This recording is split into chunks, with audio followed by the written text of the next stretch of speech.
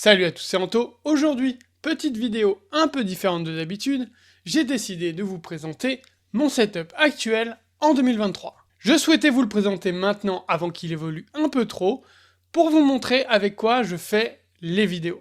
Vous allez voir, c'est pas le top du top au niveau du matériel, c'est pas la dernière génération, mais ça fait largement le taf. Et c'est ce qui m'a permis de bien commencer YouTube. Vous allez voir quelques différences au niveau de la qualité de l'image et au niveau de la qualité du son, c'est normal, je vais pas tout le temps utiliser mon micro, ni même la caméra qui me filme à l'heure actuelle.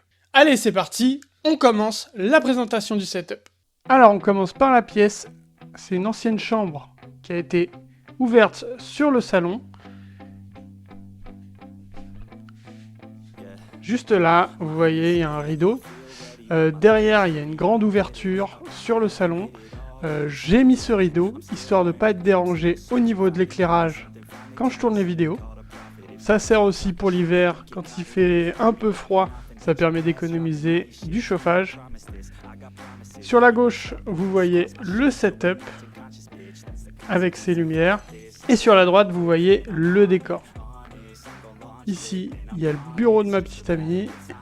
Juste là, le fond du décor que vous voyez dans les vidéos. Alors, on va commencer au niveau du décor.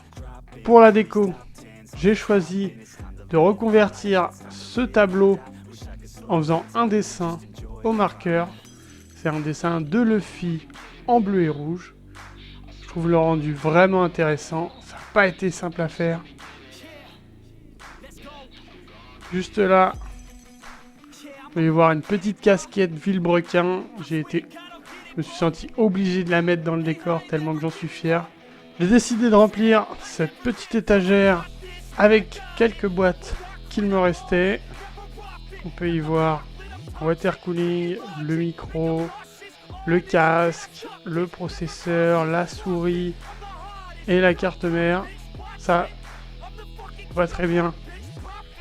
Hop, ça c'est mon vieux micro Fifine, un micro à 40 € que j'avais commencé à utiliser pour le RP sur GTA. Ça, une de mes premières souris que j'ai gardée, elle fonctionne plus du tout. Une RAD 3. Hop, juste derrière, on peut y voir une petite tablette graphique. Et juste là, hop, une autre tablette graphique.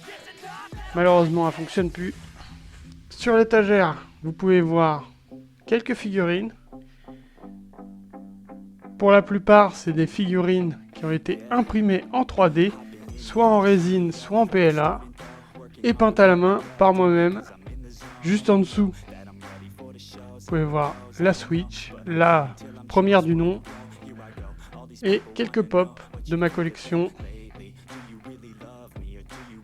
Ma vieille Game Boy Advance SP, ma manette de Xbox. Hop, je zoome un peu sur mes petites figurines. Petite baguette de Harry Potter, la carte du maraudeur imprimée. Quelques figurines que j'ai peintes à la main.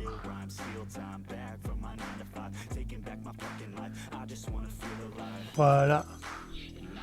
On va pas passer 3 heures dessus. Je pense que vous connaissez un peu les références.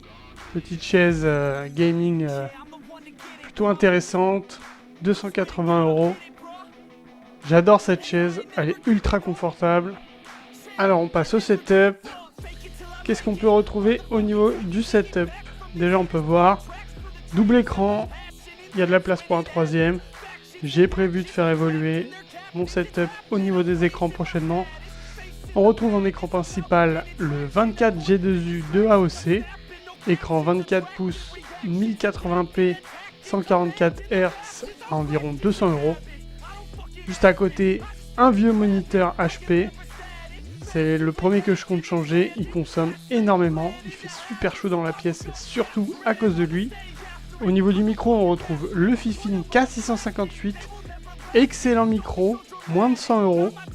Je l'ai payé 90 si je me souviens bien. Sur un bras que j'avais avec mon premier micro, Fifine. Ce bras, il est pas mal. Pour son prix, il est vraiment bien. Je vais quand même le changer parce qu'il est trop court. Hein. Si vous voyez, tac, je me mets là, le bras il est tendu au maximum et je suis limite en termes de distance. Pour la souris, on retrouve une Iron Claw Wireless de Corsair avec 1 seconde, cette fois-ci en filaire. J'utilise cette souris tous les jours. Malheureusement, je fais jamais attention à la batterie. C'est pourquoi j'en ai une deuxième en filaire.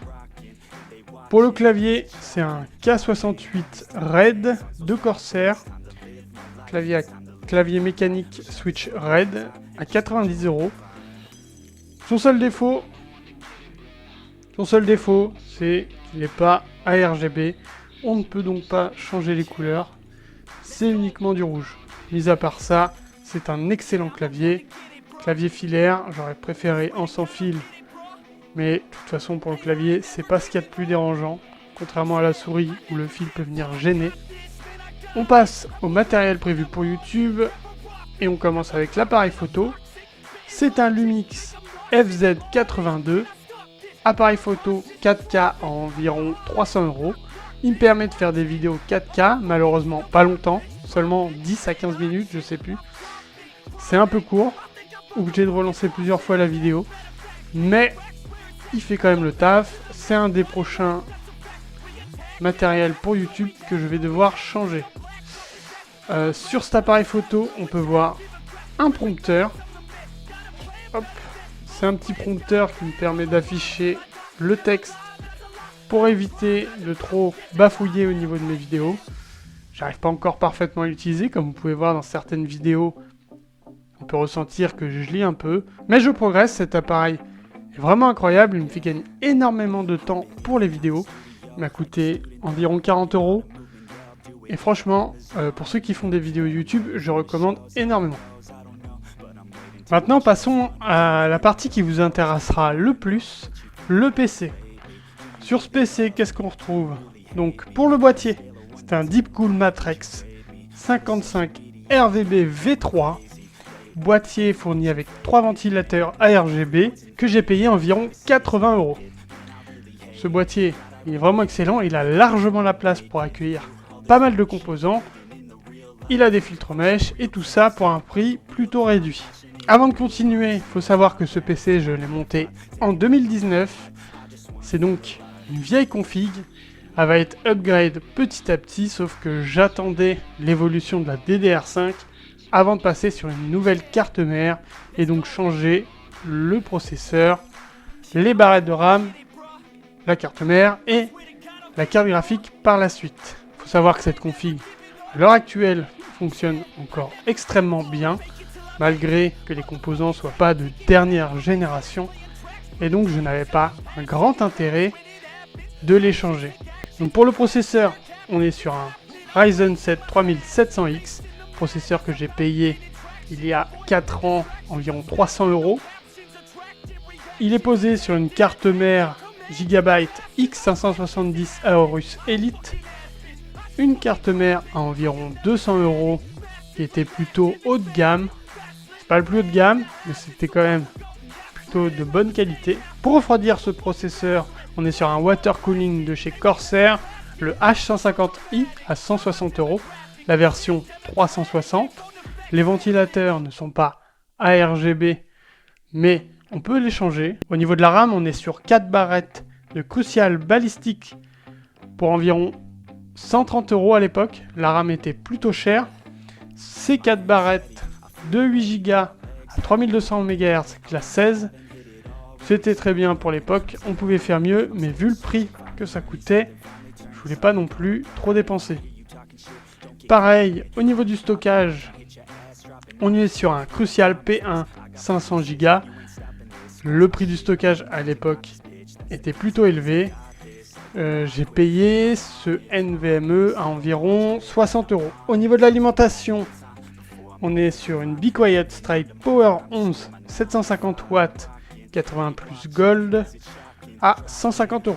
Et au niveau de la carte graphique, on est sur une 270 Super de chez KFA2, que j'ai payé 560 €. Ce qui nous fait un PC qui coûtait environ 1500 €, qui aujourd'hui est évidemment un petit peu dépassé. Et pour finir la présentation de ce setup, je vais vous montrer mon casque, le Corsair Virtuoso XT, un casque à environ 270 €. C'est un excellent casque.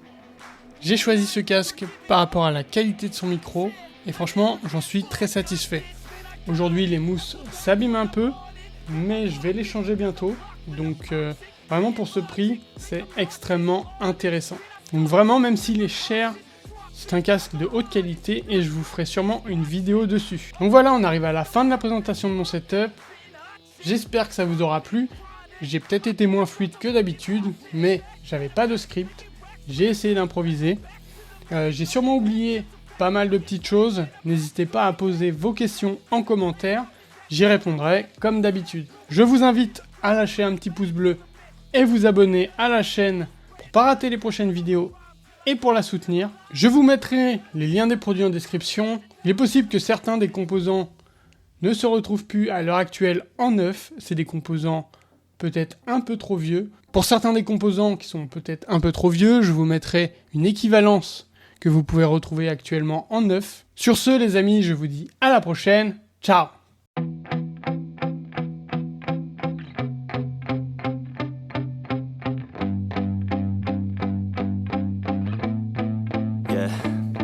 My hands steady, I feel ready, but my legs heavy, I don't get it. How come I haven't hit it already? Still working, I'm still learning, I'm still searching, finally earning something, finally turning something called a profit. If I hear you